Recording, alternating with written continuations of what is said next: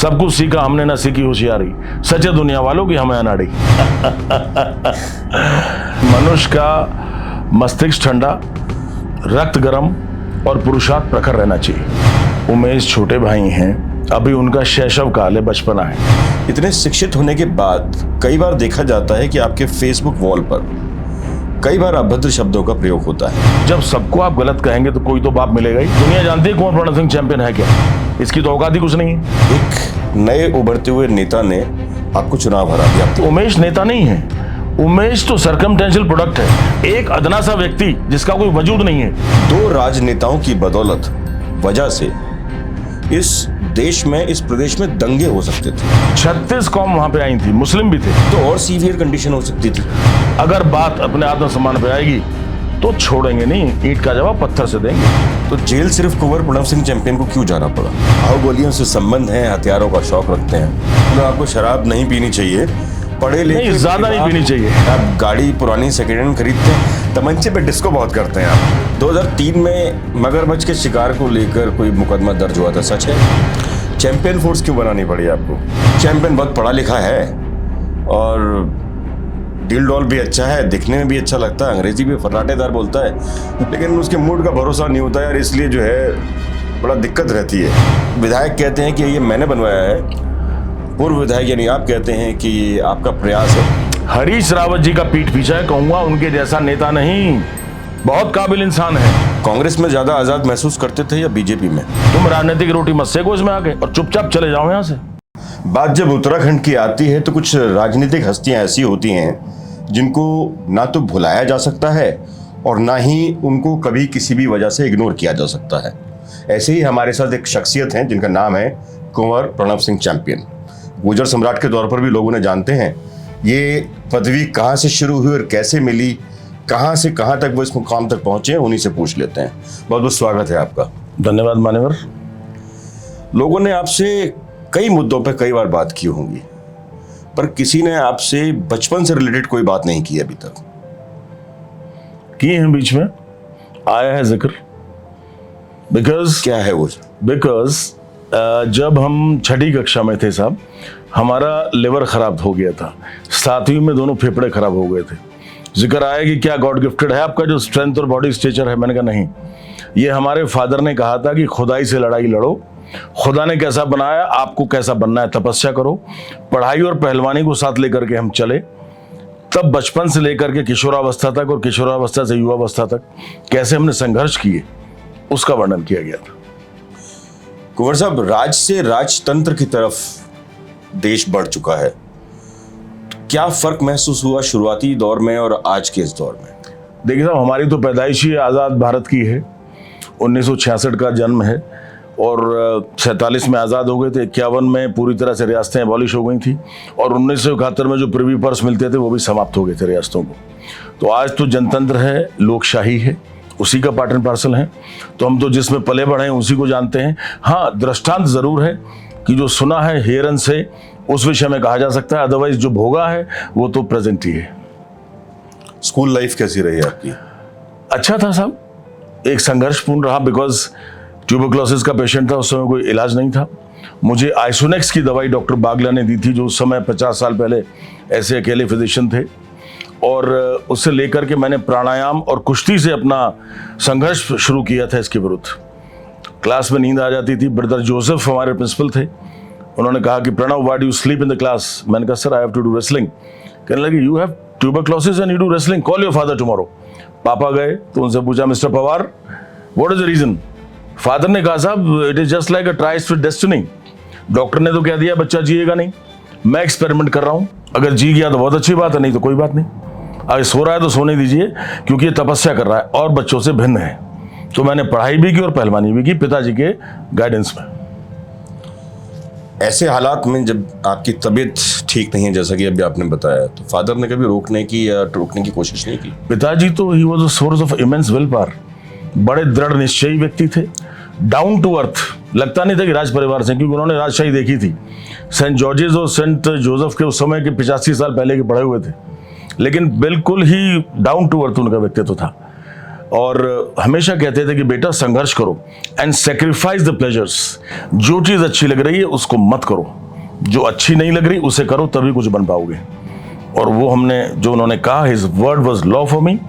Otherwise उच्च कोटि की शिक्षा, ज्ञान और उच्च कोटि का शारीरिक संपन्नता किसी मनुष्य में आपको नहीं मिलेगी। अगर पहलवान होगा तो पढ़ाई निल, और पढ़ाई में चश्मे होंगे तो पहलवानी निल। आज 59 वर्ष की अवस्था में 4 बार का विधायक कोई मुझे मिला के दिखा दीजिए उस पैरामीटर को मीट करता हो। स्कूल लाइफ के बारे में आपने बताया, स्कूल लाइफ कहाँ से शुरू हुई आपकी? देखिए, रुड़की में पहले सेंट एंस, हम LKG से 3rd तक सेंट एंस में पढ़े। फिर वहाँ को एजुकेशन नहीं था, गर्ल्स स्कूल था। फिर सेंट गैब्रियल्स अकेडमी में बच्चे आ जाया करते थे। 4th से 12th तक सेंट गैब्रियल्स अकेडमी में हम पढ़े हैं। तो शुरू से ही सिस्टर्स और ब्रदर्स का हमारे ऊपर वृहदहस्त रहा।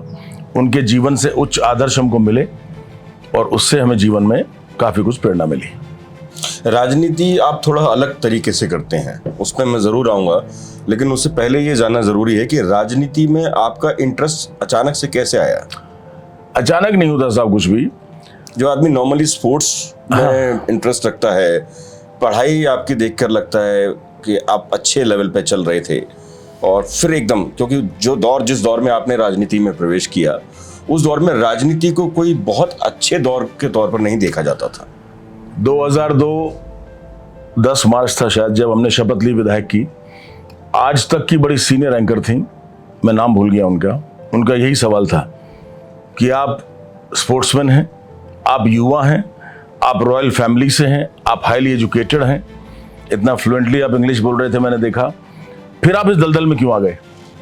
मैंने कहा मैडम ये दलदल नहीं है, उस समय चारा घोटाला चल रहा था। मैं नाम तो नहीं लूंगा किसी का कि घोटाले चारा चल रहा है, ये चल रहा है। मैंने कहा अगर सभी घोटाले वाले आ गए और अच्छी फैमिलीज के वेल एजुकेटेड युवा इसमें नहीं आए तो उद्धार कैसे होगा? ये बात होगी 2002 की। 85 में पिताजी विधायक बन गए थे, अब से 40 साल पहले। 89 में वो 90 में लूज कर गए थे। तो फिर मैंने धीरे धीरे अपना कदम बाहर निकालना शुरू किया। मैंने IAS की तैयारी की 1988-89 में, IFS इंडियन फॉरेस्ट सर्विस, बाकी very nearly I qualified that in 1990, अब से 35 साल पहले। फिर मुझे लगा कि नहीं, बाहर निकलना पड़ेगा, क्योंकि समाज में प्रतिष्ठा आवश्यक है। जमींदार फैमिली है, रॉयल बैकग्राउंड है, लोकल दुश्मनियाँ तो हमें एक तरह से what I should say hereditary में मिली हैं, तो उन सबसे करना होगा। I started going out in 1990, और 1992 में मैंने बहुत बड़ा मूवमेंट किया। नगला इमरती पड़ता है हमारे यहाँ, वो सड़क खराब हो जाती थी, उसका विधायक तत्कालीन सांसद साहब से शर्त लग गई कि उसकी मरम्मत आप 1 हफ्ते में करा के दिखाइए।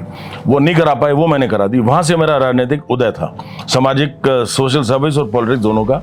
और 2002 में फिर मैं विधायक बना। हालांकि शुरू में मैं वाकई राजनीति को पसंद नहीं करता था। जब पिताजी विधायक थे, मैं स्पोर्ट्समैन और IAS टाइप की मेंटेलिटी वाला आदमी था कि IAS बनना है। लेकिन पहलवानी का और स्पोर्ट्स का विषय जुड़ा रहा तो पढ़ाई में आधी जान लगा पाए, आधी जान पहलवानी में रही। अगर पूरी तरह समर्पित होते तो IAS में सेलेक्ट होना कोई बड़ी बात नहीं। आज भी मेरा ज्ञान अगर आप देखें, मनुष्य के जीवन में 3 चीजें हैं: क्वालिफिकेशन, नॉलेज और विजडम। क्वालिफिकेशन इज आप एक सब्जेक्ट में मास्टर्स हो गए, आप डॉक्टरेट हो गए, आप MBBS हो गए, आप इंजीनियर हो गए, आप आर्मी में चले गए, आपने IAS क्वालिफाई कर लिया। लेकिन नॉलेज है कि अपने विषय के अलावा आपको हर विषय का ज्ञान हो, और 30-35 साल बाद जब आवश्यकता पड़े, बगैर पढ़े हुए उसको आप उल्लेख कर सकें। That is the knowledge. आपको नहीं लगता कि IAS अगर बनते तो निर्देश लेते? IAS नहीं है तो निर्देश दे रहे हैं। ये बड़ा ही एक स्टीरियोटाइप सा वक्तव्य है जो लोग कहते हैं। ऐसा नहीं होता है साहब। हर जगह सुपीरियर सबऑर्डिनेट रिलेशन रहता है।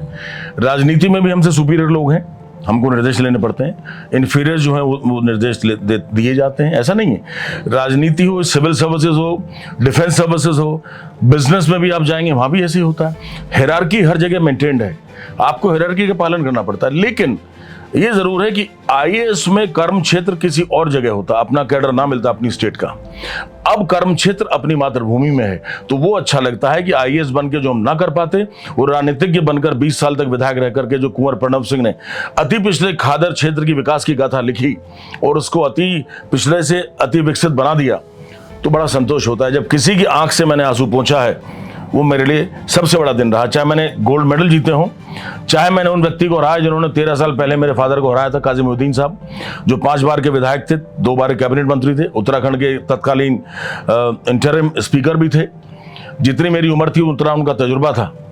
उस समय भी इतनी खुशी नहीं हुई थी जितनी खुशी किसी गरीब की आंख से आंसू पूछ के होती है। कॉलेज टाइम में और युवा अवस्था में दिल लगा कभी? नहीं, पिताजी का ऐसा व्यक्तित्व था, उन्होंने जीवन में एक मिशन दे दिया था कि बेटा पहले तो अपने से लड़ो, जो तुम्हें बीमारियां पड़ गई। 10th में मुझे एपिलेप्सी भी हो गई थी, आपको बताऊं, इसलिए मैं डिफेंस सर्विस में नहीं जा सका था। उन्होंने कहा बेटा ईश्वर ने तुम्हारी परीक्षाएं ली हैं, अपने से लड़ो और अपना प्रतिभावान व्यक्तित्व बनाओ, और उसके बाद एक मिशन लेके जिंदगी में चलो कि तुम्हें जो करना है। जैसे स्वामी विवेकानंद कहते थे, arise, awake and do the Karma, stop not till the mission is achieved. तो आपकी जिंदगी का एक मिशन होना चाहिए, आधार होना चाहिए। अब आपने पूछ ही लिया तो बता दूं, एक हमारे ब्रदर इमैनुअल प्रिंसिपल थे सेंट गैब्रियल्स अकेडमी में, इंग्लिश वो पढ़ाया करते थे, उनकी वजह से इंग्लिश हमारी बड़ी स्ट्रांग हुई। उन्होंने एक बार लिखने को दी, एक स्टोरी दी, फ्रेडीज लव स्टोरी, आधी लिख दी और कहा कि जवाब सुबह लिख के लाएंगे आप। 12th की बात थी। तो सुबह सब पहुंचे, तभी एक लड़की है, उनका नाम तो मैं नहीं बताऊंगा, वो खड़ी हुई कि brother we want to listen what Pranav Singh has written. अब ब्रदर को नाराजगी आई, चौके में हाथ देके एकदम से जेब ऊपर उठाई, why do you want to listen him? कि बिकॉज ही इज डिफरेंट। सारे लड़के लड़कियों के पीछे घूमते हो, कभी लड़कियों के पीछे नहीं आता, इंटरवल में भी पुलअप्स एक्सरसाइज करता है, हम जानना चाहते हैं कि उसने क्या लिखा है। तो इस तरह का व्यक्तित्व रहा। मेरा कभी आकर्षण नहीं रहा, मेरी तरफ आकर्षण जरूर रहा, क्या अपने जो क्लासमेट्स थे या कुछ और थे, लेकिन मुझे कभी मुतासिर नहीं किया इन चीज़ों ने। शादी हुई आपकी अरेंज मैरिज? जी। और एक बड़े राजनीतिक परिवार में आपकी शादी हुई। आपके बेटे आपकी तरह स्पोर्ट्समैन तो हैं, लेकिन क्या आपकी तरह राजनीति में भी आना चाहते हैं, या आप लाना चाहते हैं उन्हें? देखिए साहब, मेरा और आज का समय बड़ा भिन्न है। 59 साल पहले, 50 साल पहले जो था, 2.5 दशकों पूर्व जो चीज़ें थी वो पूरी बदल चुकी हैं। 3 दशकों में मैं कहने लगूँ वही चीज़ लाऊं। आजकल सोशल इंडिपेंडेंस, इंटेलेक्चुअल इंडिपेंडेंस बहुत ज़्यादा है बच्चों के अंदर। तो मैं बिल्कुल अपनी तरफ से जोर नहीं दूंगा, जो बच्चों का मन है बच्चे वो करें, मेरा इसमें बिल्कुल भी व्यवधान नहीं रहेगा। उसको चोट लग गई थी बचपन में, छोटा था जब वो, हालांकि उसकी डायमेंशंस ऐसी हैं, 6 फीट 8.5 इंच हाइट है, and at the age of 16 he was 6, 8.5 and 130 kgs। उसके लिए स्पेशल डेस्क और चेयर बना करती थी स्कूल में, वो आता नहीं था उसमें। 15 नंबर का उसका जूता है, वो ओलंपिक शॉटपुट का वर्ल्ड चैंपियन बनता, लेकिन कुदरत ने मजाक कर दिया। कोई बात नहीं, मैन प्रपोजेस गॉड डिस्पोजेस। फिर वो टेनिस भी खेला, बास्केटबॉल भी खेला, लेकिन शूटिंग में उसने अच्छा किया। जूनियर्स में वर्ल्ड चैंपियन बना, ब्रॉन्ज मेडल उसका आया, उसके बाद गोल्ड के बाद, उसके बाद वो शूटिंग में चल रहा है। और जो उसका मन है वो करे। पॉलिटिक्स में बिल्कुल भी कंडीशन नहीं रखूंगा कि करे। In whatever field one feels like, मेरी बेटियां या बेटा, they should go and foster that. See, one should nurture the best and foster the rest, that should be the principle. इतनी एजुकेशन होने के बाद भी आपके अपने क्षेत्र में कभी कोई अच्छा स्कूल नहीं देखने को मिला, ऐसा क्यों? देखिए मैं बता दूं, मेरे क्षेत्र से जो विधायक और गृह मंत्री बने वो प्रिंसिपल थे स्कूल के, लक्सर के प्रिंसिपल थे। वहां से डिप्टी चीफ मिनिस्टर भी विधायक रहे, 3 बार के कैबिनेट काजी सैयदुल-जमा साहब रहे, काजी मोहिउद्दीन साहब मेरे फादर जैसे जो थे वो 2 बार कैबिनेट मिनिस्टर रहे, मेरे फादर खुद विधायक रहे, लेकिन डिग्री कॉलेज नहीं बनवा पाए। और ये 30 लोगों में थी 1952 से। जब उत्तराखंड बना 2000 में, 2001 में मैंने नित्यानंद स्वामी जी तत्कालीन मुख्यमंत्री जी को लंढौरा बुलाया, और मैंने जो राजमहल के बाद सभा की उसमें मुख्यमंत्री घोषणा कराई, और विधायक बनने से पहले राजकीय डिग्री कॉलेज लक्सर में कुंवर प्रणव सिंह ने बनवा दिया, जो 50 साल में नहीं बन पाया था। उत्तराखंड का पहला राजकीय महिला डिग्री कॉलेज मैंने दल्लावाला में बनवा दिया, जो चौहान और सैनी समाज का अति पिछड़ा क्षेत्र था, वहां बनवा दिया। तो मैंने प्रयास किए हैं। मुझसे विधायक बनने से पहले 28 गांव में स्कूल नहीं थे, 28 गांव में बिजली नहीं थी। 1 साल में 28 स्कूल और 28 गांव में बिजली विद्युतीकरण मैंने कराया, जो अपने में रिकॉर्ड है, आप देख सकते हैं। तो ऐसा नहीं, प्रयास मैंने बहुत किया है। पर सरकारी आंकड़े कहते हैं कि स्कूल्स में शिक्षक नहीं होते हैं, और कहीं शिक्षक हैं तो बच्चे नहीं होते हैं। ये मैं सिर्फ आप ही के क्षेत्र की बात नहीं कर रहा हूँ, क्योंकि आप से अगर मैं बात करूं कि आप खानपुर या लंढौरा क्षेत्र के राजनेता हैं तो वो थोड़ा सा गलत हो जाएगा, प्रदेश में लोग आपको जानते हैं, देश के कई हिस्सों में लोग जानते हैं आपको, लिहाजा ये सवाल राजनीतिक है और पूरे प्रदेश को लेकर भी है कि ये जो मैंने आपसे जिक्र किया है शिक्षा, शिक्षक और बच्चों का, क्या ये कानपुर या खादर वाले क्षेत्र में भी है और उसमें क्या लगता है आपको, क्या कमी है? देखिए, वहाँ शिक्षक और जो छात्रों का अनुपात है इतना खराब नहीं है, लेकिन एक इंफ्रास्ट्रक्चरल ये एक तरह का फॉल्ट है व्हाट आई शुड से, और इसमें कोई एनोमली विशेष जिम्मेदार रही हो ऐसा नहीं है, and we can not give exculpation or excuse or alibi for that. It is a system, because system has become like that, और अकेला इक्का दुक्का आदमी सिस्टम नहीं बदल सकता है। जब नियोजन होता है, नियोजन के बाद क्रियान्वयन होता है, उसमें धनराशि भी जारी हो जाती है, उस स्तर की बातें हैं कि नियोजन क्रियान्वयन के बीच में जो फॉल्ट है ये तब क्यों नहीं देखा जाता? जो संबंधित मंत्री बनते हैं, संबंधित विभाग आते हैं, संबंधित अधिकारी होते हैं, चाहे टेक्नोक्रेट्स हो, चाहे ब्यूरोक्रेट्स हो, चाहे तहसील प्रशासन हो, जिला प्रशासन हो या प्रदेश का शासन हो, ये तब क्यों नहीं देखा जाता? कमेंट करना, देखिए राठौड़ साहब, बहुत आसान है। किसी की बुराई आप एक उंगली कर दीजिए, 4 उंगली आपकी तरफ पॉइंट करेंगे। मेरा उसूल जिंदगी में रहा है, मैंने कमियां नहीं निकाली, मैंने चीजों को ठीक करने का प्रयास किया है, इसलिए औरों से अलग रहा। 10 विधायकों के बराबर मैंने काम करा दिया। कैसे करा दिया? Of course I was very good, I had education, qualification, physical strength, घर से पैसा खर्चा, लेकिन एक डिटर्मिनेशन था। 18 19 घंटे उस खादर क्षेत्र में पड़ा रहा, मच्छर काटते रहे, अपने घर पे छोटे से बच्चे को छोड़ के, वाइफ को छोड़ के, पेरेंट्स को छोड़ के, जमीनों को छोड़ के, अपनी जो जमीन जायदाद है सब छोड़ करके मैं पड़ा रहा, क्योंकि मुझे लोगों का भला करना था, एक इमेंसिपेशन करना था। जो मुझसे आज तक की उस कॉरेस्पॉन्डेंट ने पूछा था कि आपका मिशन क्या है लाइफ का, मैंने कहा madam, it is not politics neither social service, because politics is a means to an end for me not the end. वो मेरे लिए माध्यम है, और विधायक बना हूं ये मेरा मुकाम है, मेरी मंजिल नहीं है। मंत्री बनूंगा वो मुकाम होगा, सांसद बनूंगा वो मुकाम होगा, मंजिल नहीं है। मंजिल क्या है? मैंने कहा मंजिल सोशल एमेंसिपेशन है, समाज प्रवर्तक बनना है, जो समाज में कोई नहीं कर पाया वो करना है। जैसे मैंने कहा माइकल फैराडे, उन्होंने डिस्कवर नहीं किया, इन्वेंशन किया था इलेक्ट्रोमैग्नेटिक इंडक्शन का। उनसे पत्रकारों ने पूछा कि what use is this mister Faraday? उन्होंने कहा gentleman, what use is a new born baby, this is infant, कल को बाल्यकाल में आएगा, किशोरावस्था में आएगा, युवावस्था में आएगा। आज आपके सीलिंग फैन से लेकर के, टरबाइन से लेकर के, रॉकेट सब इलेक्ट्रोमैग्नेटिक इंडक्शन से चल रहे हैं। राजा राम मोहन रॉय, विधवा विवाह का कोई सोच नहीं सकता था, उन्होंने विधवाओं को सम्मान दिया। ऐसे ही कुंवर प्रणब सिंह ने खादर में विकासी क्रांति खड़ी करी, और अभी तो बहुत कुछ करना है। पर सिस्टम पे सवाल तो आप भी उठा रहे हैं। सिस्टम इसलिए कि डिके है, एक सनाइल डिके हो जाता है अगर आप उसको रिजुविनेट ना करें। फॉर एग्जाम्पल, आपकी रिश्तेदारी भी अगर ज्यादा दिन नहीं जाएंगे तो रिश्ता खत्म हो जाता है। दोस्ती भी जब तक है जब तक आप मिलते जुलते हैं, नहीं मिलेंगे तो दोस्ती खत्म हो जाती है। ऐसे ही सिस्टम भी है, जब तक रिफॉर्मेशन, रिजुविनेशन नहीं होगा, और रिजुविनेशन होगा उसमें न्यू थॉट से, न्यू इन्वेंशन से और यंग ब्लड के आने से। जब तक पुराने पुराने रहेंगे वही चीज चलती रहेंगी। नया ब्लड आएगा, नई चीज करेगा, क्रांति आएगी।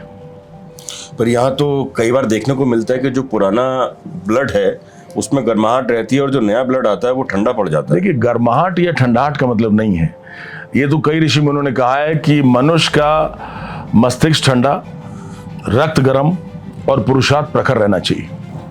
तो गर्म रक्त को एक मस्तिष्क, ठंडे मस्तिष्क की लगाम चाहिए। तो ये गर्म ठंडा कोई फिजिकली इंटेंशन नहीं है। गर्म ठंडे से मतलब ये है कि आपके अंदर एक इनोवेशन, एक डिजायर हो, एक कैंडलिंग फायर हो, which should not extinguish with the time. अक्सर होता है कि शुरू शुरू में सब में आग होती है जो समय के साथ शांत हो जाती है, वो आग जलती रहे। वो था ना कि तेरे सीने में ना सही मेरे सीने में सही, गंगा निकलनी चाहिए। वो चीज है कि मेरा मकसद हंगामा खड़ा करना नहीं है कि बहुत हीट हो गए, ये हो गए। No no, not at all. With a cool mind but polite but firm, जो कहा गया है, अपर लिप टाइट जो बात होती है। आप निर्णय लें, अगर निर्णय नहीं ले पा रहे हैं तो दूसरा ले। अक्सर होता है कि एक जगह से एक ही बार रिपीटेशन चला रहा था मंत्रियों में या इसमें उसमें। We need a change. आप लगातार सिस्टम का हिस्सा रहे हैं, फिर चाहे वो कांग्रेस की सरकार हो या फिर अब बीजेपी की सरकार हो। मानते हैं सिस्टम में गड़बड़ी है, आप ये खुद भी मानते हैं। क्या ये भी मानते हैं कि सिस्टम करप्ट है? देखिए, दोषारोपण फिर आऊंगा, मैं दोषारोपण में बिलीव नहीं करता। सिस्टम भी इंडिविजुअल से बनता है। इंडिविजुअल करप्ट हो सकता है जो सिस्टम को करप्ट बना दे। सिस्टम करप्ट कभी नहीं हुआ है, ना होगा। कहा जाता है सरकार भाजपा की, कांग्रेस की, सपा की। नो, सरकार तो जनता की होती है। पार्टी तो उस समय रूल कर रही है, उसको मौका दे दिया। सरकार हमेशा जनता की होती है। इसी तरह से करप्शन कभी नहीं कह सकते आप, नो, इंडिविजुअल करप्ट हो सकते हैं लेकिन सिस्टम करप्ट नहीं होता है। कुंवर प्रणव सिंह चैंपियन करप्ट है? आज तक लंढौरा रियासत की ये बानगी रही है, ना तो बड़े थे ना हम हैं। 4 बार विधायक रहा हूं, ना होटल, ना पेट्रोल पंप, ना गैस एजेंसी, ना डिग्री कॉलेज, ना प्रॉपर्टी डीलिंग, ना खनन, ना कोई फिरौती, ना लूट, ना किसी की बहन बेटी को गलत निगाह से देखा, ना किसी को परेशान किया। हमारे जो सांस्कारिक गुण हैं वो हमारे संस्कारों में हैं और वही मैं चाहूंगा कि मेरे आगे भी रहें। अपने पे नियंत्रण रखा है, 2 रोटी कम खा लेंगे लेकिन किसी का हिस्सा नहीं छीनेंगे। बाहुबलियों से संबंध है, हथियारों का शौक रखते हैं। बाहुबली की परिभाषा तो बताइए पहले क्या है। खाली इसको मत कहिएगा ये बाहुबली, ये तो शारीरिक क्षमता है जो हमने तपस्या के साथ अर्जित की, आज भी कर रहे हैं।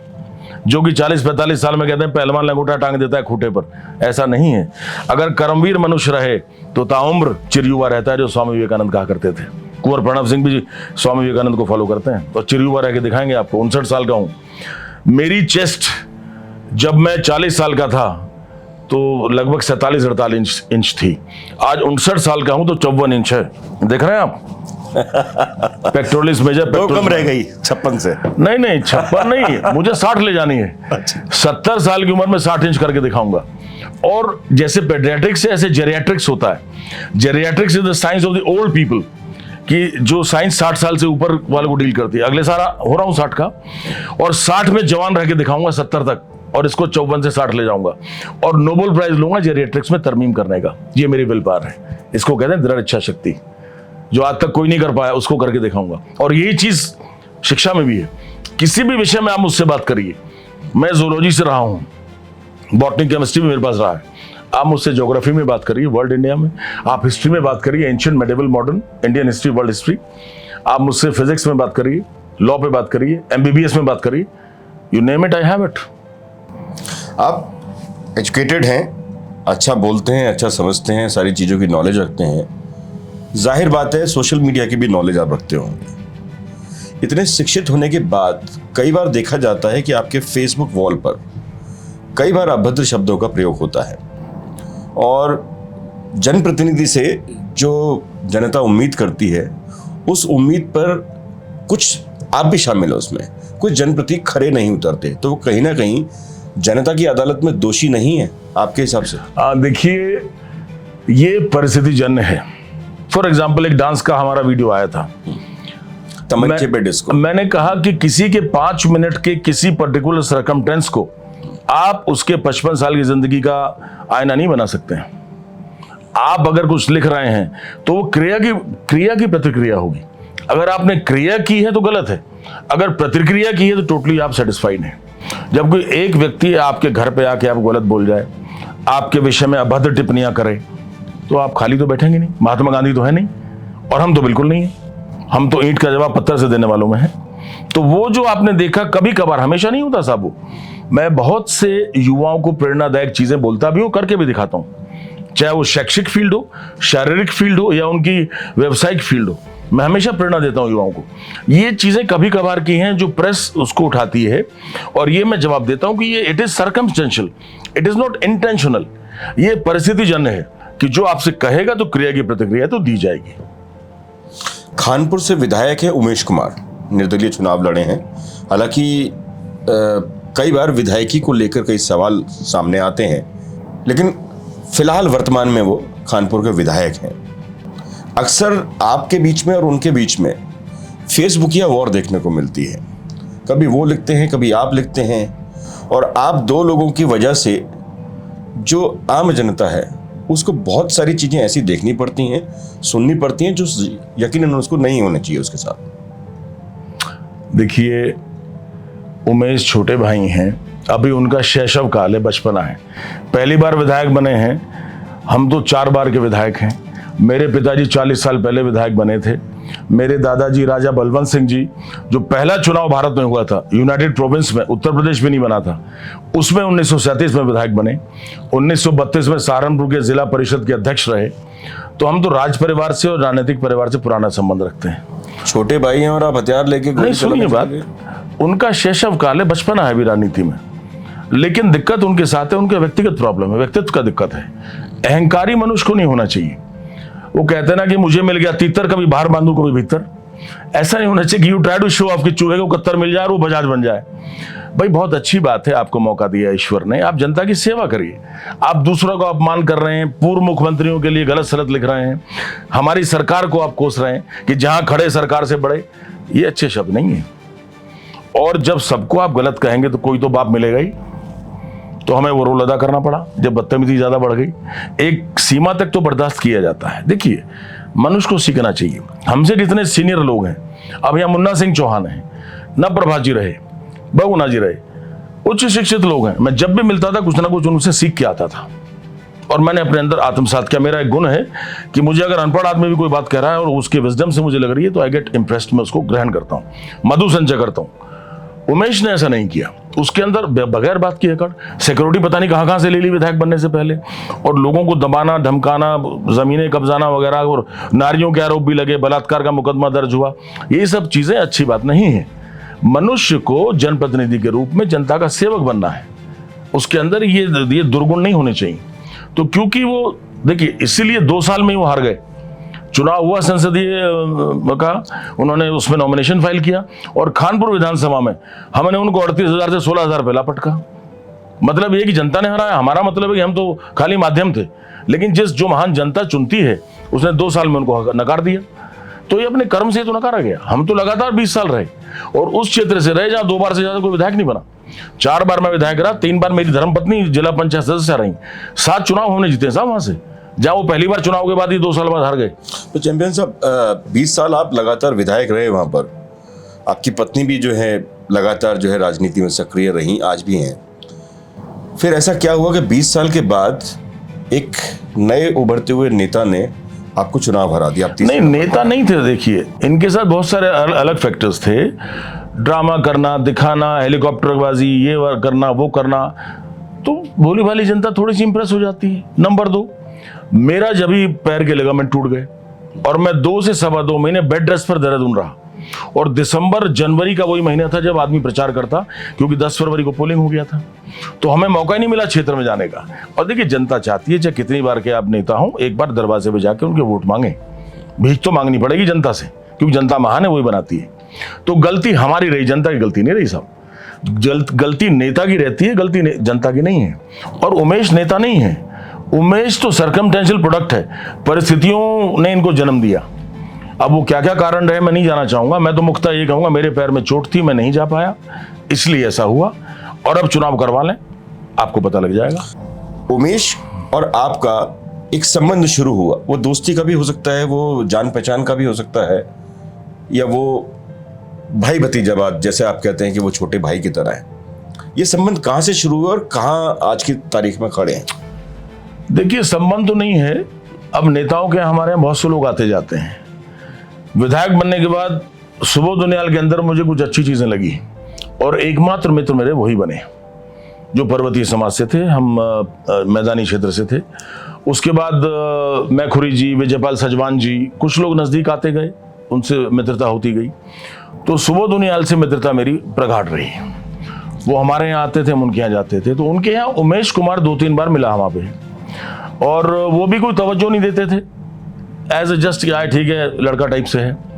सुबोध को एक बार आई थिंक सेरेब्रल उनको हुआ था कोई प्रॉब्लम, कोई नस वस फट गई थी उनकी। तो उस समय वो जब CMI में थे तो मैं देखने गया, तो उमेश उनकी देखभाल कर रहा था, वहाँ पे मिला। मैंने कहा भाई अच्छी बात है, सुबोध की देखभाल कर रहा है उस तरह से, ठीक है। जैसे कार्यकर्ता होते हैं, जैसे भाई नए उभरते हुए लोग हैं, पत्रकार हैं, अच्छी बात है, आओ जाओ भाई। उस समय ये इतना इसके अंदर घमंड और अहंकार नहीं था, एक आम आदमी की तरह से था। तो ठीक है, कोई दिक्कत नहीं, आए बैठे चले गए। एक आध बार शायद हमारे यहाँ भी उमेश का आना हुआ, लेकिन हम उमेश के यहाँ कभी नहीं गए। उसके बाद बीच में देखा त्रिवेंद्र रावत जी की सरकार बनी, इनका बड़ा गलत सलत रहा। उससे पहले निशंक जी की सरकार में रहा, इनके बड़े ही कुछ विवादित चीजें चली, बड़े कंट्रोवर्शियल ये हो गए। फिर अचानक से रहा कि हम तो कानपुर से लड़ेंगे। मैंने कोई बात नहीं भाई, लड़ लो, क्या दिक्कत है। लड़ गए, जीत गए, लेकिन जीतने के बाद जो अहंकार का इन्होंने शो किया, हमारे बारे में गलत सलत बोलना कि नकली राजा हैं, क्या महल है, टाई फेस हो गई, और नकली मेडल जीत लिए, मेले से मेडल खरीद लाए। ये कोई भी व्यक्ति जिसने जीवन में संस्कार का जिया हो, जिसका परिवार अच्छा हो, जिसने जिंदगी में कुछ हासिल किया हो, ऐसा नहीं बोलेगा, क्योंकि जिंदगी में इसने कुछ हासिल नहीं किया कभी। इसका इतिहास बड़ा डार्क बैकग्राउंड है। मैं किसी के बारे में ज्यादा टिप्पणी नहीं करूंगा, सबको पता है। तो इतनी हल्की बात वही आदमी करता है जो खुद हल्का हो। हम कभी किसी के विषय में ऐसी बात नहीं बोलते हैं, सबका सम्मान करते हैं। और दुनिया जानती है कुंवर प्रणव सिंह चैंपियन है क्या। पूरा मेरे स्पोर्ट्स का डेटा और मेरे एजुकेशन का और जो नॉलेज मेरी है, किसी को सामने बिठाइए तो इसकी तो औकात ही कुछ नहीं है। ये तो ना फिजिकल में है, ना इंटेलेक्चुअल में है, ना सोशल में है। ये तो ही is a product of the circumstances. और जो खत्म हो गया 2 साल में, आज चुनाव कराइए तो और भी नीचे से हारेंगे। मेरी जानकारी कहती है कि जिस दिन गोलीकांड हुआ उस दिन कुंवर प्रणव सिंह चैंपियन नहीं चाहते थे कि बात इस लेवल तक बढ़े।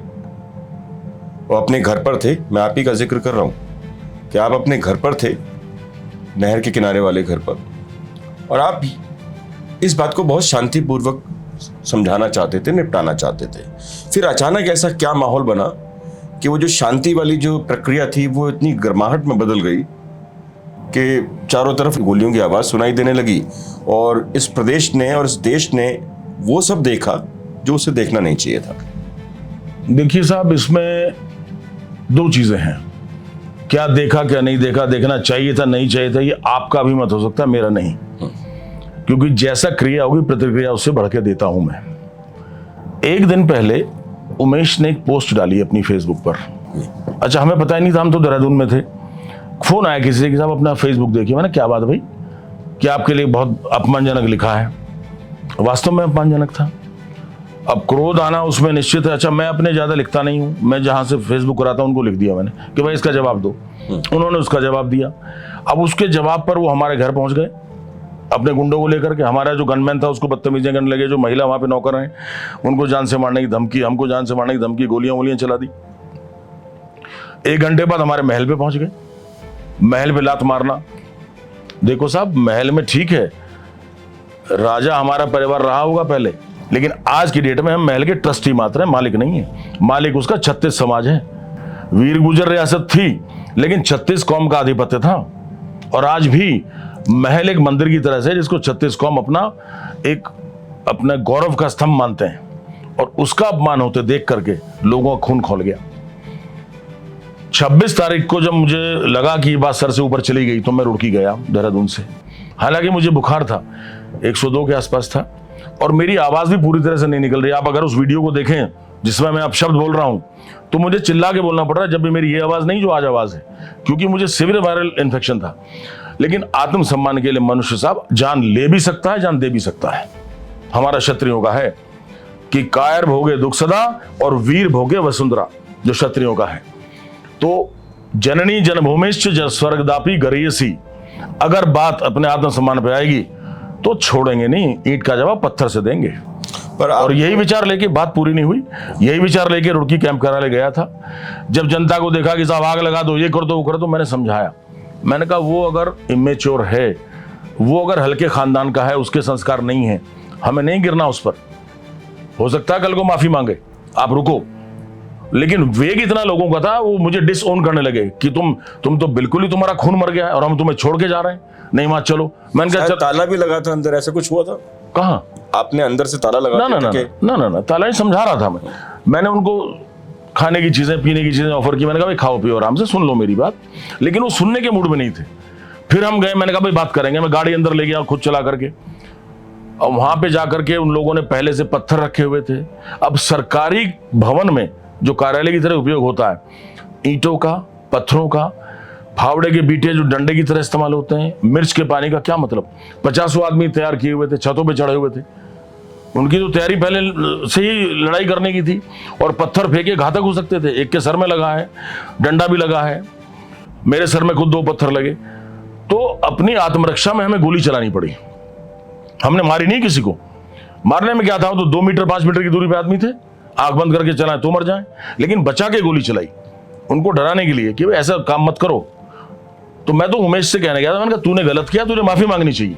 वो मिला नहीं, उसके कार्यकर्ताओं ने बदतमीजी की, जिसका जवाब हमने माकूल दिया। मैं व्यक्तिगत तौर पे ये बात नहीं कह रहा हूं, मैं एक बहुत सिंपल से एक शब्दों में एक बात कह रहा हूं। 2 राजनेताओं की बदौलत वजह से इस देश में, इस प्रदेश में दंगे हो सकते थे।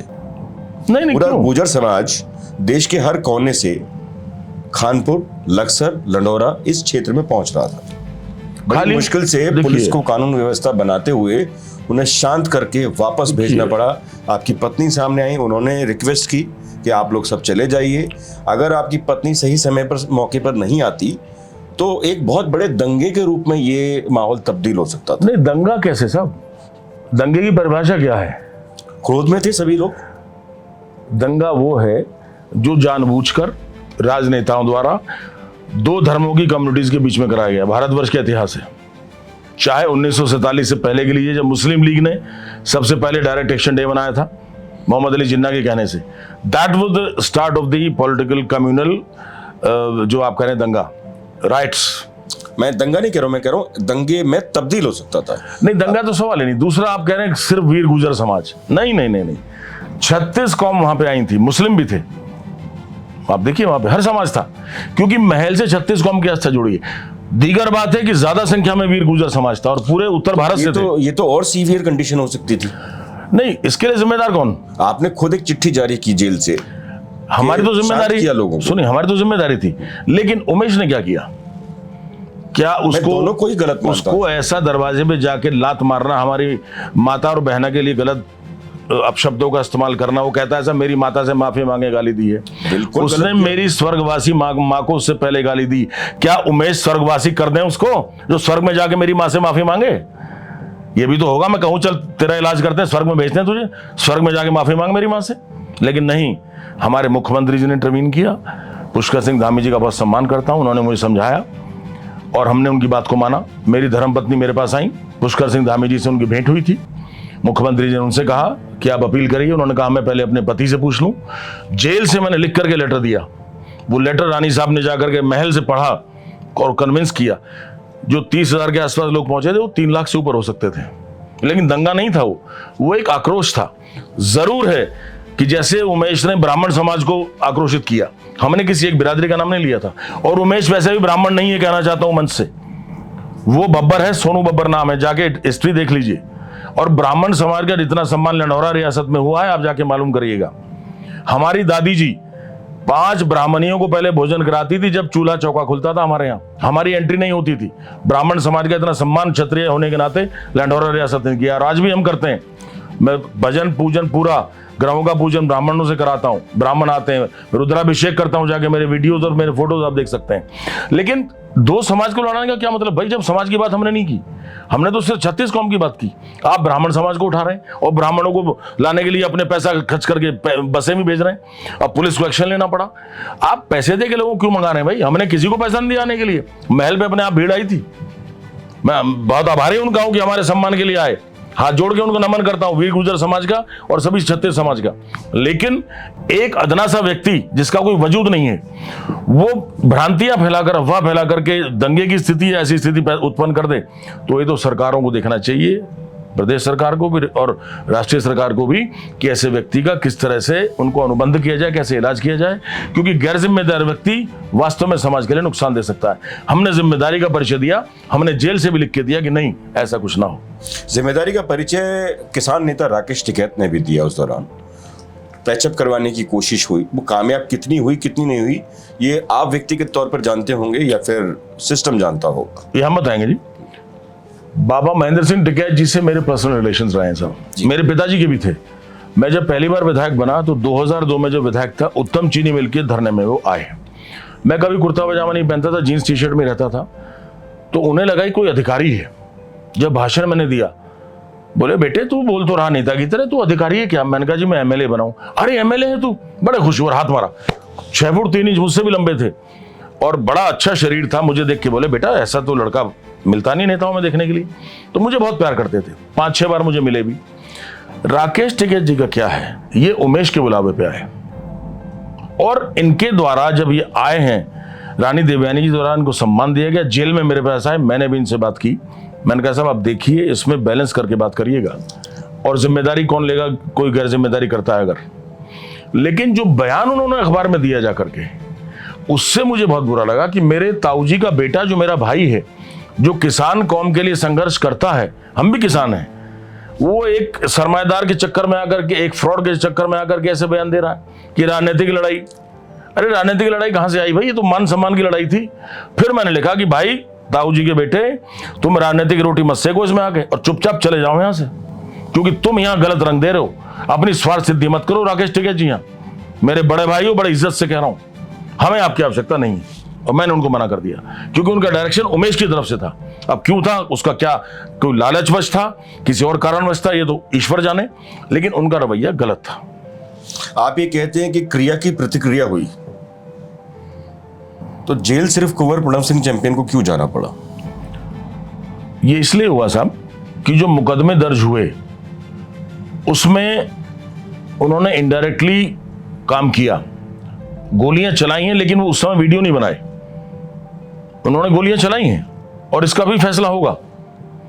हमने क्या किया, हम अपने वीडियोस लेके गए, मैंने 3 लड़कों को लगाया कि 3 डायरेक्शन से वीडियो बनाइए, आज जो होगा देखा जाएगा।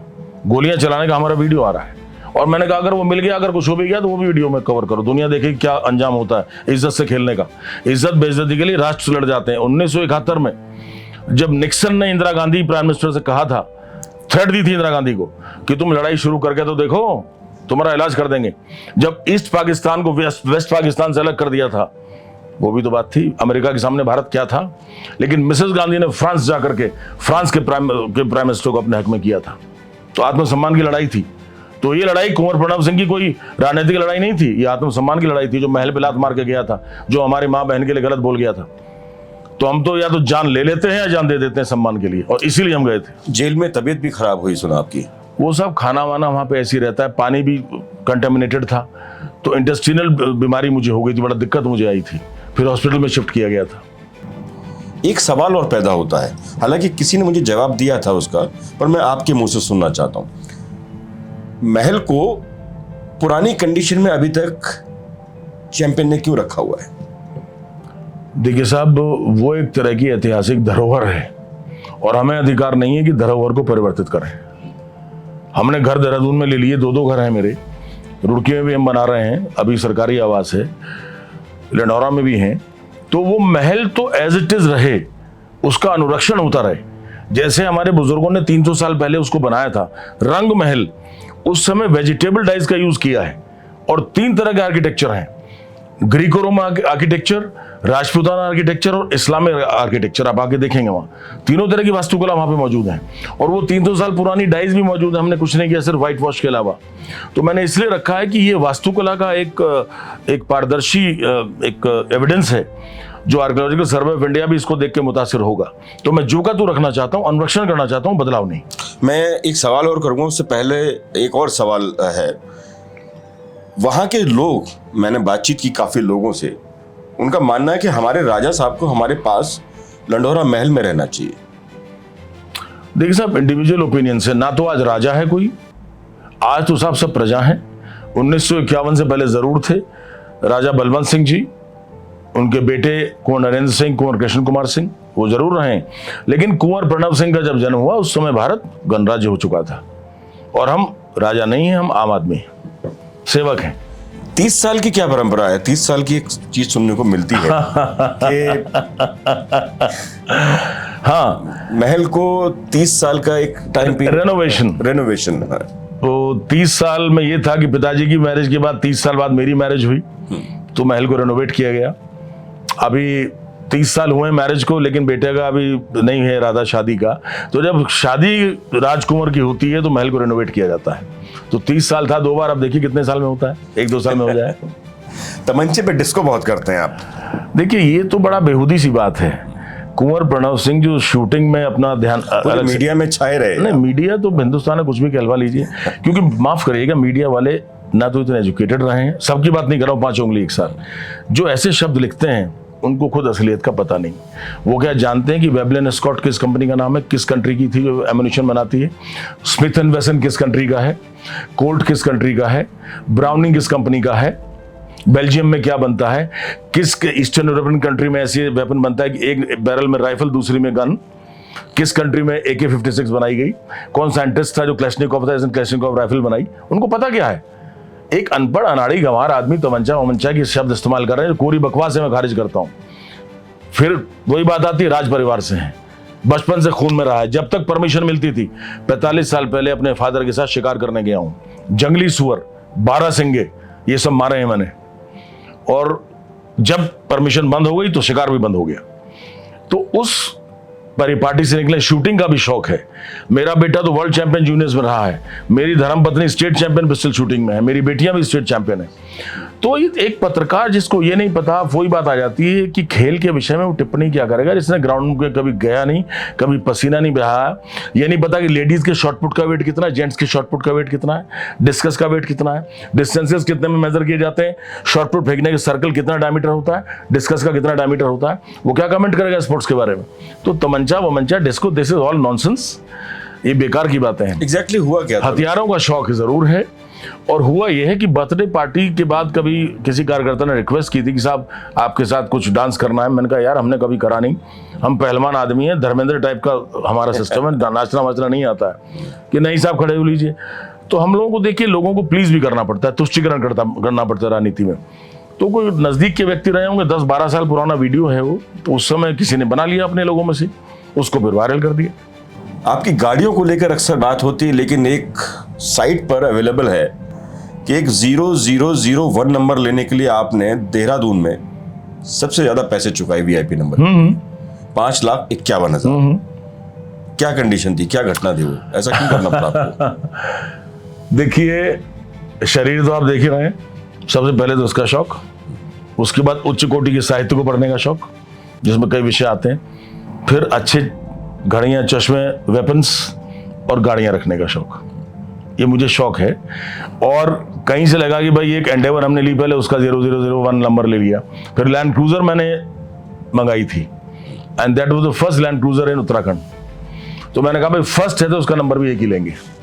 इस तरह से उस समय पर नीलामी होने लगी थी।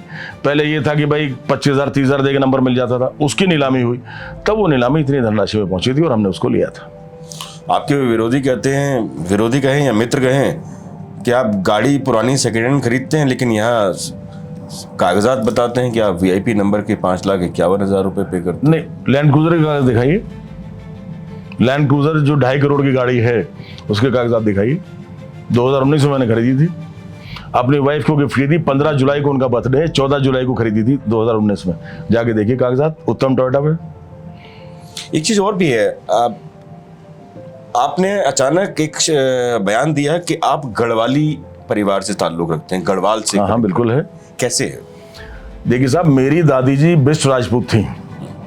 लैंसडाउन आपने सुना होगा। बिल्कुल। लैंसडाउन एरिया में पट्टी जोतुल सिंह में सिमार खाल गांव पड़ता है, वहां पे जमींदार थे रामदयाल सिंह बिष्ट। उनकी बेटी थी सरस्वती देवी बिष्ट और भाई थे उनके भोला सिंह बिष्ट। दादी जी के जो भाई थे वो पहले व्यक्ति थे गढ़वाल से जो बैरिस्टर की पढ़ाई लंदन से करके आए। और भोला सिंह बिष्ट जी का विवाह जिन्होंने हिमाचल बनाया था वाईएस परमार साहब, वाईएस परमार साहब की कजन श्रीमती सीता देवी परमार के साथ हुआ था। तो हमारा रिश्ता राजपूत समाज में गढ़वाल में भी है और हिमाचल में भी है, और रिश्तेदारियां तमाम हैं। और वैसे बता दूं, रॉयल फैमिलीज में जाट गुजर राजपूतों में आपस में रिश्ते होते रहते हैं। एग्जाम्पल देता हूं, राजस्थान के मुख्यमंत्री थी सिंधिया साहब, वो खुद सिंधिया हैं जो मराठा राजपूत होते हैं। उनकी शादी जाट्स में हुई धौलपुर में, और जो पुत्रवधू उन्होंने ली उनके पुत्र हैं दुष्यंत जी जो हमारे दामाद हैं। हमारी भतीजी निहारिका से हुआ जो गुजर समाज से थी। तो ये 3 बिरादरियों में आपस में ब्लू ब्लड में रिश्ते हो जाते हैं। आपकी दादी जी कब तक रही हैं आपके साथ? सन 84 तक। सन 84। अगर आज वो होती तो आपको बहुत डांटती, क्योंकि आपने उसी पहाड़ के लिए, महिलाओं के लिए कुछ अपशब्द। ना ना ना ना ना ना ना, पूरा पता ही नहीं आपको। आप उसी जो बंदूक वाला पिस्टल वाला डांस है वहां इसलिए मैं खुलकर आपसे कह रहा हूँ कि आप पहले व्यक्ति हैं जो आप पूछ रहे हैं, और मैं बताऊंगा इस चीज को। आज बहुत देर हो गई, अनाप शनाप बातें शराब पीने के बाद होती। तो मैंने कहा हाँ भाई, है कोई हिंदुस्तान में जो एक हाथ में 3-3 पिस्टल वालों और एक राइफल लेके ऐसे कर सके? उसने कहा जी उत्तराखंड में भी नहीं है। तो मैंने कहा अबे जब हिंदुस्तान में उत्तराखंड की ऐसी तैसी कहां से हो जाएगा? उत्तराखंड की ऐसी तैसी वाला तो उन्होंने ले लिया, और ये लिया नहीं कि जब हिंदुस्तान में कोई नहीं है तो उत्तराखंड में कहां से हो जाएगा? तो मुझे विक्टिमाइज किया गया, उस वीडियो की एडिटिंग की गई। मैंने उत्तराखंड को गाली नहीं दी थी, मैंने हिंदुस्तान के लिए भी कहा था, पूरे हिंदुस्तान में नहीं तो उत्तराखंड में कहां से हो जाएगा, ये मतलब था कहने का। उन्होंने उत्तराखंड की एडिट कर लिया। मैं क्यों गाली दूंगा साहब, जहां मेरी मातृभूमि है। मेरी दादी जी गढ़वाल से, बचपन से हमें गढ़वाली व्यंजन, गढ़वाली भाषा के लिए बताती थी। हम जब बद्रीनाथ केदारनाथ गए तो दादी जी ने कहा सोत के लिए रोको, सोत का पानी पिलाया कि मिनरल वाटर है, इसलिए उसको पी के जड़ी बूटी की खुशबू आती थी। और गढ़वाली के शब्द हमें सिखाती थी कि गल मोड़े टिप टिप सा, अगले मेरे घिंडवा तू भी चाक, कापल पाको मैनी चाकू, बेड़ पाको बारह मासा। ये सब चीजें हमने बचपन से सुनी है पूरे कल्चर की। ये तो जब शराब ज्यादा पी ली गई साथियों के साथ, उस समय का स्टेटमेंट था जो रिलेटेड किसी और से था, दिखाया कुछ और गया। इसका मतलब आपको शराब नहीं पीनी चाहिए, पढ़े लिखे नहीं, ज्यादा नहीं पीनी चाहिए। आपको कभी ऐसा नहीं लगा कि इसी शब्द के लिए भी आपको उत्तराखंड के लोगों के सामने खेद प्रकट करना चाहिए? मैं कर चुका हूं साहब 2022 के चुनाव में। ये बात ढंढेरा की है। हमारे सम्मानित पर्वतीय समाज के लोग थे और डॉक्टर निशंक जी तत्कालीन सांसद हमारे यहाँ आए थे और मंच से मैंने कहा था, मैंने कहा ये ऐसे नहीं था, इसको गलत रिप्रेजेंट किया गया। फिर भी मैं अपोलोजाइज करता हूं, मैं सबसे माफी चाहता हूं कि अनजाने में भी ऐसा शब्द क्यों निकला, जाने में तो सवाल ही नहीं है, अनजाने में भी क्यों निकला, उसकी माफी चाहता हूं। 2022 की बात है, 3 साल हो गए। लगता है माफ कर दिया आप? देखिए, ये तो ईश्वर के हाथ में है, हम कौन होते हैं। हमने तो अपनी तरफ से अपना मंतव्य साफ कर दिया कि ना हमने कभी ऐसा सोचा था, ना ऐसा कभी कहा था। ये तो जबरदस्ती पॉलिटिक्स में गंदी होती राजनीति एडिट करके उसको दिखाया गया। अगर ऐसी बात है तो पूरा क्यों नहीं दिखा रहे हैं, उस सेक्शन को क्यों दिखा रहे हैं, पूरा दिखाएं और काट के दिखा रहे हैं।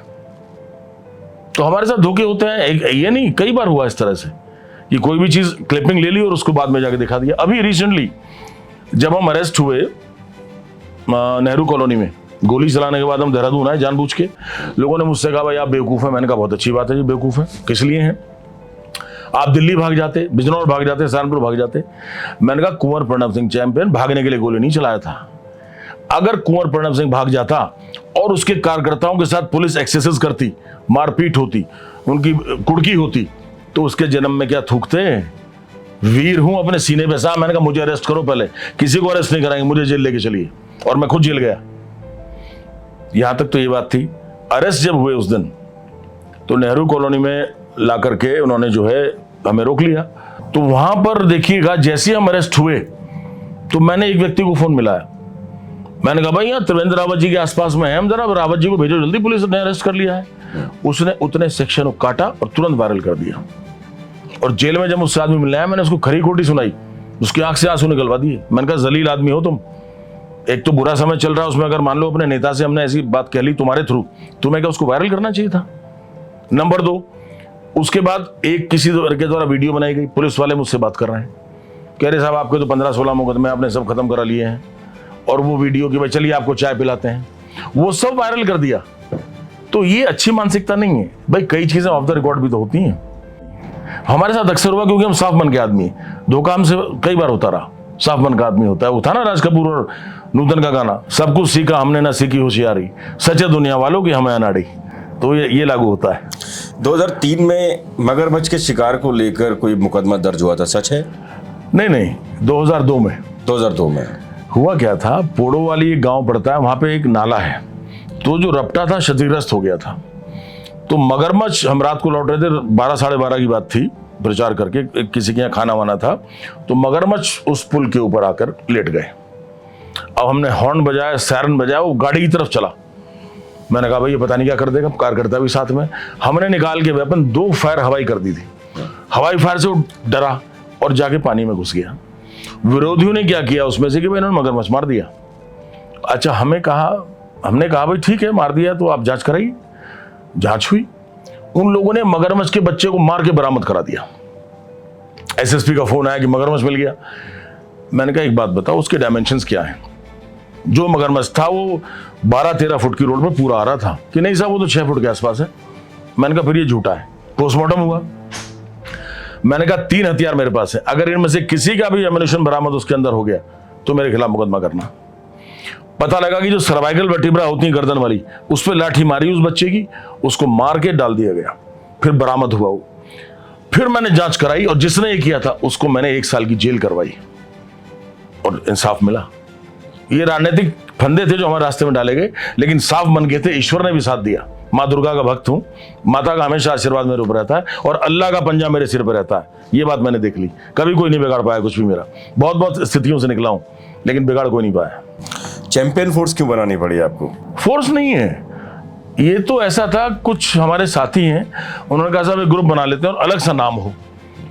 मैंने कहा भाई आप छांट लीजिए, क्योंकि मैं सोशल मीडिया से दूरी बना के रखता हूँ, मैं ज़्यादा उसमें रहता नहीं, जो चलाते हैं उसको वही करते हैं। उन्होंने चैंपियन फोर्स नाम दे दिया कि साहब स्ट्रॉन्ग आदमी हैं आप, तो फोर्सफुल नाम लगना चाहिए।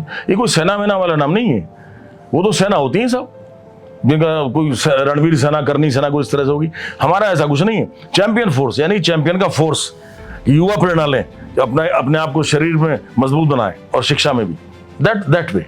और इसका मेरा एम्बलम भी आप देखेंगे, इसमें 2 राइफल्स हैं जिसमें बीच में एक हल है और एक पुस्तक खुली हुई है कि कृषि जय जवान जय किसान जय विद्वान, तीनों का है इसमें एम्बलम। आप देखें, मैं स्टिकर दिखाऊंगा, आप चाहें तो देख लीजिएगा।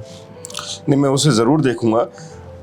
आप कैबिनेट स्तर के मंत्री तो रहे पर कैबिनेट मंत्री नहीं बन पाए, रिग्रेट करते हैं इसको? देखिए, I have no regrets in life. Whatever God has given me I have taken as a benevolence. उनका मैंने आशीर्वाद की तरह से लिया है। विधायक लगातार में 4 बार रहा और उस क्षेत्र से रहा जहां 2 बार के बाद कोई बन नहीं पाया। पहला अचीवमेंट तो ये। दूसरा, उन शख्स को हरा के बना जिन्होंने मेरे फादर को 13 साल पहले हराया था, जिनका तजुर्बा इतना था जितनी मेरी उम्र थी, मेरे पिता समान थे, बहुत आदर करता हूं काजी साहब का, उनको हरा के बना। तीसरा, लाइफ में जितना मैंने कर लिया, जितनी फील्ड्स में डाइवर्स अपनी पर्सनैलिटी को बनाया, कोई बना नहीं पाया आज तक। भारत में दूसरा दिखा दीजिए इस एज। मैं बिना नाम लिए नेताओं के वक्तव्य बताता हूं आपको। लोग कहते हैं कि यार चैंपियन बहुत पढ़ा लिखा है और दिल डॉल भी अच्छा है, दिखने में भी अच्छा लगता है, अंग्रेजी भी फर्राटेदार बोलता है, लेकिन उसके मूड का भरोसा नहीं होता यार, इसलिए जो है बड़ा दिक्कत रहती है, इसलिए शायद वो अभी तक कैबिनेट मंत्री नहीं पहुंच पाया। ये आप ही के सर्कल के कुछ बड़े नेता हैं जो कांग्रेस और बीजेपी दोनों में ही शामिल है, ऐसा है? देखिए साहब, मैं किसी को गलत नहीं कहूंगा, सबका अपना अपना एक मत होता है, अपने विचार होते हैं, लेकिन हमेशा मनुष्य सही नहीं होता। Man is not God, man is not almighty. ये उनका अपना एक अवतरण है, उनका अपना विचार है। हो सकता है वो गलत भी हो सकता है सही भी हो, लेकिन मैं इसलिए नहीं मानता क्योंकि मेरी ओर से जितने भी प्रयास किए जाते हैं वो हमेशा जनहित में किए गए और विकास का मैंने रिकॉर्ड बनाया है। एनडी तिवारी जब सीएम थे, मेरी विधानसभा में 300 करोड़ का काम हुआ था, जो आज के 3000 करोड़ के बराबर है। कीर्तिमान है एक। 28 गांव में स्कूल, 28 गांव में बिजली। और मैं एक बात और बता दूं, विकास का मापदंड में सड़क, सीसी पुलिया या खड़ंजे को नहीं मानता हूं। इंफ्रास्ट्रक्चर डेवलपमेंट, अवस्थापना विकास, डिग्री कॉलेज, हॉस्पिटल्स, बिजली घर, पुलिस थाने, सरकारी ट्यूबवेल्स, तटबंध, ये मैंने बनवाए हैं। ये विकास का सिडकुल की बात अधूरी रह गई। अच्छा हुआ आपने ये जिक्र कर दिया। एक सिडकुल का पंगा बड़ा चल रहा है आपके यहाँ पर। कोई नहीं है, कोई पंगा नहीं। वो विधायक कहते हैं कि ये मैंने बनवाया है, पूर्व विधायक यानी आप कहते हैं कि ये आपका प्रयास है, एक्चुअल में है क्या? देखिए साहब, ऐसा है, वर्तमान को जानने के लिए अतीत का जानना अनिवार्य हो जाता है। खानपुर विधानसभा जब बनी 2012 में, हम विधायक बने। 2017 में हम दोबारा विधायक बने। दोबारा विधायक बनने पे मुझे लगा कि यहाँ इंडस्ट्रियलाइजेशन आना चाहिए और मैंने 2018 से इस ओर मैंने प्रयास करना शुरू कर दिया था। और 2018 में जब इस ओर प्रयास हुए तो तत्कालीन मुख्यमंत्री त्रिवेंद्र सिंह रावत जी थे, उनसे हमने कहा। 2019 में त्रिवेंद्र सिंह रावत जी लक्सर आए सम्राट मिहिर भोज की मूर्ति का अनावरण करने के लिए। उस दिन हमने उनसे घोषणा भी करा ली। उसके बाद 2019-20 में मुख्यमंत्री ऑफिस से निर्देश भी जारी किए गए और 2019 में जो हमारे प्रमुख सचिव उद्योग हैं उनको मुख्यमंत्री का आदेश भी गया है। सबसे पहला दस्तावेज 2019 का जो अब से 6 साल पुराना है, उसमें नाम किसका है? कुंवर प्रणव सिंह चैंपियन का है। उसके बाद सब्सिक्वेंट जितने भी कॉरेस्पॉन्डेंस हैं, उसके बाद 2 मुख्यमंत्री बदले, तीरथ सिंह रावत जी बदले, उनसे मैं मिला सिडकुल के लिए। पुष्कर सिंह धामी जी आए, उनसे मैंने आग्रह किया। पुष्कर सिंह धामी जी ने तत्काल चीजों को देखा, क्योंकि इसमें बीच में अटकलें बहुत लगाई गई हमारे नेताओं द्वारा कि भाई यहाँ तो वाटर बोन एरिया है, ये तो जल प्लावन प्रभावित क्षेत्र है और फैक्ट्री यहाँ चलेंगी नहीं। 6 बार जांच को अटकाया गया। IIT के साइंटिस्ट ने जांच की और 6 की 6 बार मैंने जाकर उसको ठीक करवाया। फिर अंतोगत्वा शासनादेश 7 जनवरी 2022, जबकि 8 तारीख से आचार संहिता लग रही थी जनवरी 2022 को। आभारी हूं आदरणीय पुष्कर सिंह धामी जी का, मुख्यमंत्री जी का, उन्होंने शासनादेश जारी कराया। चुनाव हुआ, हम नहीं जीते, उसके बाद भी हम लगे रहे। और 2024 को भी मैं जाकर के सिडकुल कार्यालय में पहुंचा। एमडी सिडकुल, जो उस समय नाम बोल रहा हूं, mister Meena, GM SIDCUL mister Rana, और एक और थे मिस्टर पुंडीर, वो भी जीएम थे, उनको इकट्ठा किया, पूरा मैप खुलवाया, पूरी कार्य प्रगति का ब्यौरा लिया, नियोजन किया और क्रियान्वयन करा दिया कि जमीनों का हस्तांतरण हो चुका है, अब इसकी नौयत बदल के तत्काल इसकी धनराशि जारी कराइए। मीनवाइल उमेश विधायक बने। देखिए, अच्छी बात है, आदमी को क्रेडिट लेना चाहिए, गलत नहीं मानता हूं, लेकिन गलत क्रेडिट नहीं लेना चाहिए। अब जब सारा सामान पूरा हो गया, आपने खाली आगे उसमें कोचा चला दिया तो वो आपकी नहीं हो गई। जिसने उसमें आग के लिए लकड़ी लाया, आग लगाई, चूल्हे पे रखा, घी डाला, हलवे के लिए सूजी डाली, चीनी डाली, उसको गर्म किया, उसको घुमाया और खड़ा रहा। जब हलवा बनने लगा, उसको कहीं बाहर जाना पड़ गया, आपने आगे कोचा चला दिया। ठीक है, आप आज के विधायक हैं, अच्छी बात है आप कह रहे हैं, लेकिन गलत मत कहिए। प्रयास हमारा रहा, संघर्ष हमारा रहा, श्रेय आप लेने की कुचेष्टा कर रहे हैं, चेष्टा नहीं कर रहे, कुचेष्टा कर रहे हैं। श्रेय आपका नहीं है, श्रेय इसमें हमारा ही है। आप क्योंकि वर्तमान विधायक हैं इसलिए नाम आपका आ रहा है, ये बात है, लेकिन करा मुख्यमंत्री जी ने है। और वैसे तो आज की डेट में विधायक वो है ही नहीं, क्योंकि ऑलरेडी 1.5 साल पहले हार चुके हैं, जनता ने तीसरे नंबर पर खड़ा कर दिया। विधायक हैं तो मुख्यमंत्री पुष्कर सिंह धामी जी हैं और वही उसका करेंगे। नहीं मतलब टेक्निकली तो, लेकिन वो 2027 तक विधायक हैं। अभी आपने जिक्र किया एनडी तिवारी जी का, विकास पुरुष के नाम से लोग उन्हें जानते हैं, बड़ा काम किया है उन्होंने, आपने उनकी तारीफ की, इतने स्कूल्स को लेकर ये सब चीजें। फिर ऐसा क्या हुआ कि उसी कांग्रेस को छोड़कर आपको बीजेपी का दामन थामना नहीं, कब छोड़ा? तिवारी जी के समय में थोड़ी छोड़ा। नहीं, तिवारी जी की कांग्रेस का मैंने जिक्र किया। नहीं, कांग्रेस तिवारी जी की नहीं थी साहब, तिवारी जी कांग्रेस के थे। अच्छा, देखिए 2002 में हम निर्दलीय जीते, वही बात जो उमेश पे लागू हो रही है। रविंद्र पनियालन के खिलाफ मुकदमा किया स्पीकर विधानसभा के यहाँ, लेकिन आज तक निर्णय नहीं लिया 3 साल में उसके ऊपर। सरकार आपकी है, अलग बात है। मैं बता रहा हूं, मैं गया, तिवारी जी ने कहा ऐसा है कुंवर साहब, ज्वाइन मत कर लेना, आप असंबद्ध सदस्य रहेंगे, unattached member of the Congress. उन्होंने बता दिया, पिताजी से बात हुई, पापा ने कहा बिल्कुल ठीक है, आप कांग्रेस ज्वाइन नहीं कर सकते, आउटसाइड सपोर्ट दे सकते हैं। हमने आउटसाइड सपोर्ट दी। फिर 2007 का चुनाव, 12 का चुनाव कांग्रेस से जीते, 3 बार हम विजयी हुए। चौथी बार हरीश रावत जी का पदार्पण हुआ। हरीश रावत जी का पीठ पीछा है, कहूंगा उनके जैसा नेता नहीं, बहुत काबिल इंसान है, अगर झूठ बोलना छोड़ दें तो। वास्तव में भारतवर्ष के लेवल के नेता हैं। नहीं आप तो इतना इज्जत देने के बाद एकदम से हंसी उड़ा रहे हैं आप। हंसी नहीं उड़ा रहा हूं, सत्य था। देखिए, मैं दिक्कत है कि मैं सत्य बोलता हूं, मेरे में भी कमी है तो एक्सेप्ट करता हूं, लेकिन हरीश रावत जी वास्तविक में बहुत सीजन्ड आदमी है, वेरी वेल एजुकेटेड है। मुझसे जब भी बात करते हैं बड़ी साइंटिफिक और इंग्लिश में बात करते हैं, और नेता बैठे रहते थे सिर्फ मुझसे इंग्लिश में बोलते थे और लोग चिढ़ जाते थे वहां। तो ही is a very refined person, well educated person and a very seasoned man, but the problem is he can't go away from the lies what he says. झूठे आश्वासन देते हैं, उनके खुद लोग कहते हैं कि खाली बोतल से पानी पिला देते हैं, दूध पिला देते हैं रावत जी। मैंने कोई बात नहीं, रावत जी ने हमको आश्वासन गलत दिए और उस समय कुछ ऐसा हमारा ग्रुप इकट्ठा हुआ कि भाई सबको धोखा मिल रहा था। हमने कहा भाई हम जाकर के भारतीय जनता पार्टी में जाते हैं, तब हमने ये किया था।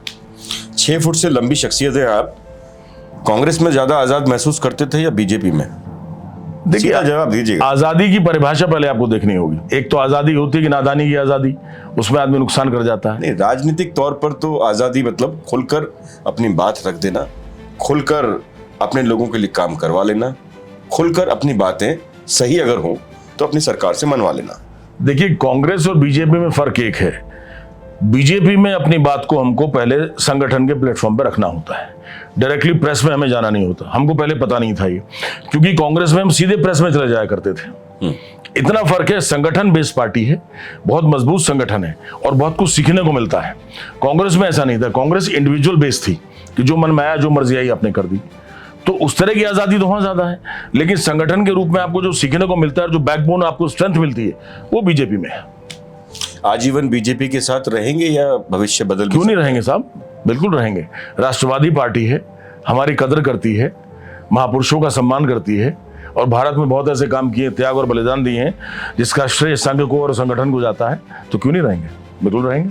आपसे बात करके बहुत अच्छा लगा, क्योंकि आप जैसा सुनना है आपके बारे में, आप सीधे सपाट जवाब देते हैं। सवालों से बचना भी नहीं चाहिए, जवाब पूरी तरह से देना चाहिए ताकि लोगों तक आपके जवाब पहुंच सके। कुंवर प्रणव सिंह चैंपियन, एक ऐसी शख्सियत जो न कभी सवालों से भागते हैं और ना जवाब देने से कतराते हैं। आप उन्हीं को सुन रहे थे इतनी देर तक, और आपने सुना होगा कि शुरुआत से लेकर आखिर तक बहुत सारे ऐसे सवालों के जवाब भी उन्होंने दिए जो आमतौर पर नेता इग्नोर करके किनारे चले जाते हैं। आज के लिए बस इतना ही। नमस्कार।